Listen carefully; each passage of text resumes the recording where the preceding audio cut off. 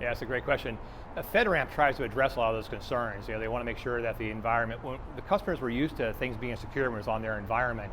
As they move to the cloud, they need to take those same practices and move into the cloud. So things like zero trust, making sure that the systems are configured properly. In the case of Pt.1, the real underlying problem was that things were misconfigured for quite a long period of time.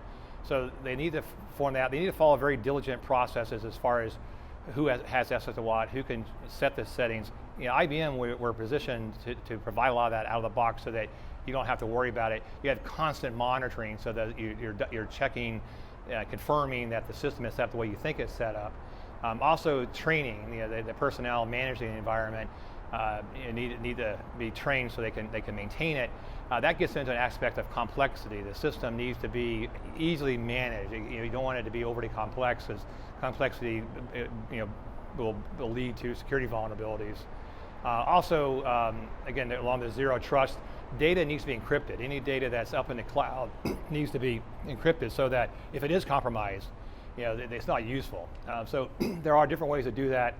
You can encrypt it in the cloud, but the more approach that we're advocating, our best practice from IBM, is to leverage where the keys are on-prem, so the customer has the keys and the data's up in the cloud. So if somebody was to get the data, they can't do anything with it.